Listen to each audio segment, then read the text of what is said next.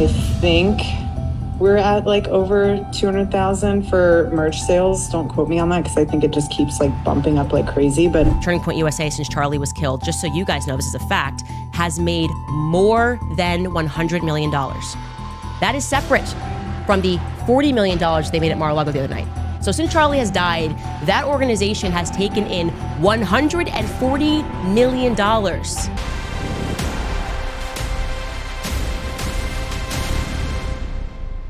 So why was Erika Kirk allegedly asking people for money just 2 days after Charlie Kirk died? Because that's what we've all been trying to understand ever since new receipts started circulating online showing fundraising efforts connected to Erika almost immediately after Charlie's passing. As you guys know, Charlie's death left a lot of people shocked, and many expected the days that followed to be focused entirely on grieving. So you can imagine the shock when we found out that Erika had gone straight into exec mode before Charlie's body was even cold. Now, she tried to play this off as doing what she had to do as a single mother of 2 kids whose husband got violently murdered. And for the longest time, this is what Erika's fans used as their defense whenever people called her out. But after this latest receipt, even that explanation falls flat, because there's just no way you can convince anyone that any of what we just uncovered is normal. And the worst part is that the deeper you dig, the more obvious it becomes that Erika's aggressive fundraising is just part of a pattern that gets uglier by the minute. Erika Kirk has an agenda that she's been following, and I think she is slowly but surely letting us know what that agenda is. Something is wrong with Erika Kirk. Something is wrong with a woman whose husband was assassinated, never mourned, never shows his family, her family, never shows the kids, has been on a widow tour. So this story really picked up steam after an investigative YouTuber called Nihilist, or Monica, claimed she'd received information from an anonymous whistleblower about Erika Kirk's activities in the days immediately following Charlie's death. Now, before we get into what this source said, it's important to understand why some people online paid attention to the tip in the first place. According to Monica, the source claimed to live in the same condo building as the Kirks, and said they personally witnessed some of the events they were describing. Based on this tip, Monica revealed that roughly 48 hours after Charlie's death, a private praise and worship gathering was held in the building's community room. The event reportedly drew dozens of guests, ranging from around 50 to 70 people. Take a listen. Back in September, approximately 48 hours after Charlie was assassinated, a private praise and worship service was held in the community room of our condo building, where the Kirks also lived. The service was hosted by a pastor who lives here. But what really got people talking wasn't just the gathering itself. Apparently, the guests were fully expected to open their wallets before leaving. Think about that. According to multiple credible reports like this one, Erika already had millions in donations pouring in from TPUSA fans and Charlie's friends. Yet people were still expected to donate at every turn. And then there was another detail that made the story spread even faster. The source claimed that Erika arrived more than an hour after the event had already begun because she was participating in an interview with a news outlet. Once Erika finally addressed the crowd, she made several remarks that immediately stood out to people in attendance. And the remarks she made are part of the reason it's so hard for people to drop this issue. Now, according to the whistleblower's account, the moment that really caught people's attention came when Erika allegedly shared a story about Charlie's reaction to their Scottsdale mansion. As you guys probably know, Charlie and Erika owned a $5.25 million home in Scottsdale, Arizona. The property was in the well-known Silverleaf community, and photos circulating online showed a massive house with all the features you'd expect from a luxury estate. But according to the story Erika allegedly told at that gathering, Charlie was never completely comfortable there. The very first night they moved into the mansion, Charlie struggled to sleep. By the next morning, he'd concluded that he didn't want to stay in the house and would rather move back to their condo. And the reason people keep bringing up this story is because of the explanation that came with it. Charlie apparently felt safer in the condo building. He believed that the close-knit community around them would look out for Erika and the children if something ever happened. The source also claimed that Charlie genuinely enjoyed being surrounded by familiar neighbors and the sense of community that came with condo living. Listen to this. She said that on their very first night in the home, referring to the mansion that they sold, Charlie tossed and turned all night and couldn't sleep. The next morning, he told Erika he wanted to move back to the condo because he didn't feel safe in the house. Since they had not sold their condo in the building, they moved back, but she did not specify how quickly they returned. She said Charlie said he wanted to be around people and see others in the building.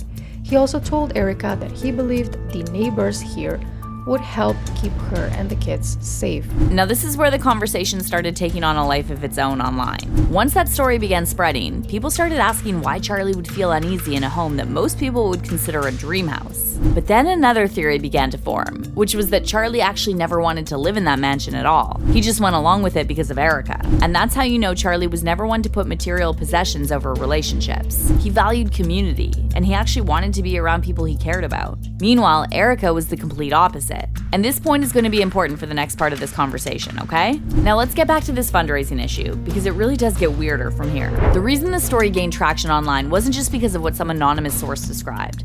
It was because some people felt it lined up with a pattern people had already noticed in the weeks following Charlie's death. If y'all recall, an audio recording of Erika having a meeting with TPUSA staff members just 2 weeks after Charlie's death went viral a while back. And the audio tells you exactly what you need to know about the situation. In it, you can hear Erika giggling about how much money TPUSA had made from merch sales at Charlie's memorial. I think we're at like over 200,000 for merch sales. Don't quote me on that because I think it just keeps like bumping up like crazy. But she even called the memorial the event of the century, as if it wasn't literally something that came about because of the tragic death of her husband. And then she went off about new TPUSA signups, and the entire vibe from that call was that of someone who was money focused. The fact that we were able to pull off an event of a century, like it's just insane.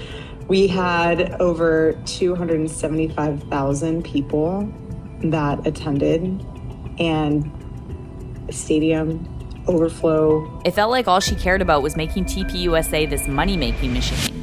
And she would later prove this by literally recreating the tent where Charlie died and making his fans pay to take pictures in it. At that point, it just felt like Erika would stoop to any depths just to get a few extra millions. And by that point, people weren't just discussing a fundraiser anymore. They were questioning what Charlie's legacy was becoming and who was ultimately shaping it behind the scenes. Well, it didn't take long for the whistleblower's allegations to start spreading across social media. But here's the thing. To those of you who've been following this controversy for months, the anonymous source's story was simply the latest piece of a much larger puzzle.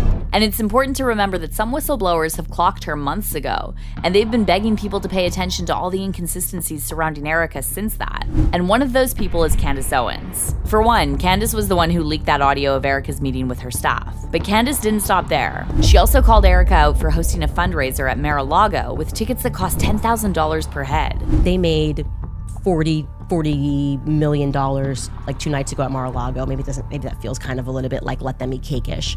Oh, and we've made more than, separately from Mar-a-Lago, Turning Point USA, since Charlie was killed, just so you guys know this is a fact, has made more than $100 million. That is separate from the $40 million they made at Mar-a-Lago the other night.